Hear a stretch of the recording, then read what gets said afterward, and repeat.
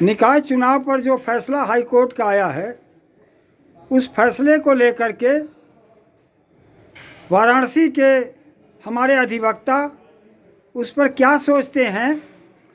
ये किसान न्याय मोर्चा के कैंप कार्यालय जो वाराणसी कचहरी के पास में है, यहाँ हमारे बैठे कुछ वकील लोग हैं, सीनियर हैं, और सामाजिक क्षेत्र में भी इन लोगों का काफ़ी बड़ा योगदान है। ये लोग कई चुनाव भी लड़ चुके हैं, ऐसे लोग इसमें हैं जो लोकसभा का भी लड़ चुके हैं, यूनिवर्सिटी के भी चुनाव लड़ चुके हैं लोग, और यहाँ पर वाराणसी के न्यायालय में ये लोग अधिवक्ता हैं। तो जो फैसला आया है हाई कोर्ट का, उसमें क्या इन लोगों का मत है, ये कैसे उसको देखते हैं और कैसे सोचते हैं। मैं चल रहा हूँ हृदय नारायण कुशवाहा एडवोकेट, जो एक अधिवक्ता हैं और अच्छे चिंतक भी हैं। मैं उनसे चाहूँगा कि इस पर उनकी क्या राय है, अत्यंत थोड़े शब्दों में अपनी बात कहें। धन्यवाद।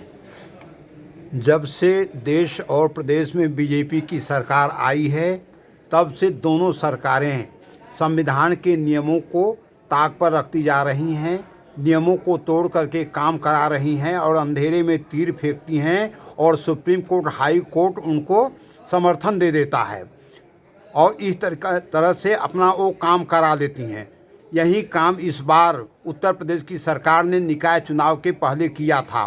अंधेरे में तीर मारा था और नियमों को तोड़ करके निकाय चुनाव कराना चाहती थी। पहली बार हाई कोर्ट ने एक अच्छा फैसला दिया है सरकार के खिलाफ। इससे दोनों लोगों को एक तरीके से एक फ़ायदा हुआ है। एक तरफ सरकार को फ़ायदा हुआ है कि वह सामान्य लोगों को रास्ता दे दिया खुल करके, पिछड़ों को मौका मिल गया कि इसको आधार बना करके वे आंदोलन के लिए सड़क पर उतरेंगे। जबकि हाई कोर्ट ने सही तरीके से फैसला दिया है, क्योंकि सरकार ने नियमों को तोड़ा था, संवैधानिक नियमों की उपेक्षा की थी। इसलिए जो फैसला आया है इसका मैं 100% स्वागत करता हूं। आप जो कह रहे हैं उसमें EWS पर तो ये जनता सड़कों पर नहीं आई। यस, EWS के समय भी सरकार ने संविधान के नियमों को ताक पर रखा था, अंधेरे में तीर फेंका था और अंधेरे में फेंका गया तीर सही निशाने पर लगा। सुप्रीम कोर्ट का उनको समर्थन मिल गया और पिछड़ों का हक मारा गया, सवर्णों को फायदा हुआ। इस बार भी सरकार सवर्णों को फायदा दिलाने के लिए ही नियमों को तोड़ करके निकाय चुनाव कराने जा रही थी। इसलिए उनको फायदा हुआ है, पिछड़ों को भी फायदा होगा, क्योंकि पिछड़े सड़क पर उतरेंगे, एक माहौल बनाएंगे। हम वरिष्ठ अधिवक्ता महेंद्र प्रसाद एडवोकेट से जानना चाहेंगे कि उनका क्या विचार है इस फैसले को लेकर के। जो प्रतिक्रियाएं आ रही हैं उसमें सारे राजनीतिक दल भी बेनकाब हो रहे हैं। सरकार में रह करके ये कहना कि पिछड़ों का हक मारा जा रहा है और हम लोग सुप्रीम कोर्ट में जाएंगे, बड़ा हास्यास्पद स्थिति बनी हुई है कि कैबिनेट मिनिस्टर ने, उत्तर प्रदेश कैबिनेट मिनिस्टर कह रहे हैं, सरकार कह रही है। और यह जब से सरकारें ऐसी आई हैं, वह सरकार न्यायपालिका को आधार बना करके, संसद में बहुमत का आधार बना करके जितना भी संविधान विरोधी काम करना है वह करने पर तुली हुई है कि समाज का स्ट्रक्चर बिगड़ जाए, सामाजिक समरसता इनका कायम करना है, पूर्व का जो बरकरार रहे। और पूर्व का मतलब क्या है? पूर्व का मतलब ये है कि संविधान में आर्थिक आधार जोड़ने में जितनी जल्दबाजी की गई, कोई कमीशन नहीं बैठाया गया, कोई रिपोर्ट नहीं आई, और भारत सरकार ने 19 मार्च सन 2019 में EWS आर्थिक आधार जोड़ा और पास किया। राष्ट्रपति का दस्तखत हुआ 22 मार्च सन 2019 तक, और सारी नियुक्तियां भर दी गई। कितनी जल्दी! आज वही दृश्य देखने को मिल रहा है कि सरकार ने के खिलाफ एक याचिका दाखिल हुई, उसमें कई याचिकाएं, याचिका पर हाई कोर्ट कह रहा है कि इमीडिएट चुनाव कराओ, इमीडिएट, और रिजर्वेशन ख़त्म करो। यह क्या कहा जाए? ये बहुत ही वरिष्ठ अधिवक्ता उमाकांत यादव एडवोकेट से जानना चाहूँगा, ये आज वर्तमान में सीनियर वकील हैं और ये हरिश्चंद्र डिग्री कॉलेज के कभी अध्यक्ष भी रहे हैं। मैं उनका क्या विचार है मैं जानना चाहूँगा। देखिए, इस फैसले के दो पहलू हैं, एक मेरा व्यक्तिगत था, एक सार्वजनिक। व्यक्तिगत यह है कि फैसले का मैं स्वागत करता हूँ, इस फैसले के मैं पक्ष में हूँ। यह फैसला संवैधानिक है। सरकार ने जानबूझ करके ट्रिपल टेस्ट नहीं कराया। इसके पहले महाराष्ट्र में इस फैसले का प्रभाव देख चुकी थी सरकार कि बैकवर्ड सीटों के चुनाव परिणाम को रद्द कर दिया गया था। उसके बावजूद सरकार ने जो भी कदम उठाया वो जानबूझ करके उठाया था। लेकिन दूसरा पहलू ये है कि जो आज पिछड़े वर्गों की राजनीति करने वाले नेता जो आज मेढक की तरह टरटरा रहे हैं, ये उस समय कहाँ थे जब पार्लियामेंट में संविधान का गला दबा करके EWS लाया जा रहा था।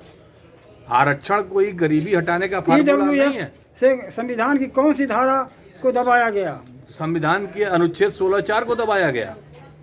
16(4) को सीधे साइड लाइन कर दिया गया और उसके बाद से इसको लाया गया। आरक्षण कोई गरीबी हटाने का फार्मूला नहीं है। आरक्षण समता, समानता और सम्मान का मामला है। बहुत अच्छा, बहुत अच्छा। आरक्षण से गरीबी नहीं हटे। मैं रमापति एडवोकेट से पूछना चाहूँगा कि उनके क्या विचार हैं। मैं रमापति यादव एडवोकेट, मेरा इस पर विचार यह है कि जो सरकार पहले जो संविधान में जो व्यवस्थाएं दी गई थी उसके खिलाफ कई कार्य किया, उसका सुप्रीम कोर्ट, हाई कोर्टों ने समर्थन किया। उसी के बल पर यह सरकार मनमाना करती रही। जो इसमें सुप्रीम कोर्ट ने पहले 2010 में जो फैसला दिया था, ट्रिपल व्यवस्था लागू करके उसका जांच करवा करके आरक्षण लागू किया जाए, यह सरकार जल्दबाजी में उसको न करके मनमाना किया। सरकार ने जो हाई कोर्ट ने फैसला दिया है उचित दिया है। लेकिन सबसे बड़ा दुर्भाग्य की बात यह है कि जो पिछड़ी जातियों के नेता हैं उसमें मंत्री बने हुए हैं और जो विपक्ष में है और पिछड़ों के रहनुमा बनना चाहते हैं, जब ये संसद में बात होती है, कोई चीज़ पास होती है तो उस पर ये नहीं बोलते हैं। जब आदेश हो जाता है तो अपना बोलना शुरू कर देते हैं और समाज का केवल गला घोटने के लिए हमेशा तैयार रहते हैं। अपने व्यक्तिगत फायदे के लिए ये सरकारों में लाभ लेते रहते हैं और समाज से कोई लेना देना नहीं रहता है। अब देखिए समाज की क्या प्रतिक्रिया आती है। तो कल आदेश आया, इसके बाद क्या होता है। ये हमारे सारे वकील लोगों के बाद कुछ आपको और कहना है? देखिए, सबसे बड़ी चीज़ है कि इस फैसले से एक चीज़ अच्छा होगा कि सारे जो दावा करते हैं पिछड़े वर्गों के लोग कि हम 52% हैं, 54% हैं, 85% हैं, तो खुले मैदान में प्रतिस्पर्धा करें और चुनाव लड़ें, जीतें, मुट्ठी बांध करके, एकता ला करके। अगर इस फैसले के से उनको कोई कष्ट है तो वोट की ताकत है, वोट का ताकत का प्रदर्शन करें और एक साथ होकर के 52% लोग अपना ताकत दिखावें।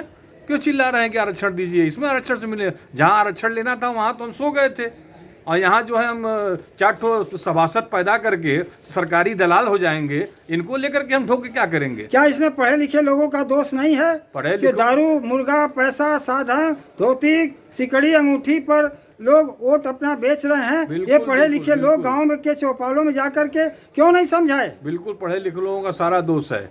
वेरी गुड, क्या बात आपने। सारा दोष पढ़े लिखे लोगों का, हम लोगों का है। और इसी पर बाबा साहब अम्बेडकर जो है दुखी हुए थे इन पढ़े लिखे लोगों से। बिल्कुल, बहुत अच्छा, बहुत अच्छा आपका वक्तव्य, धन्यवाद।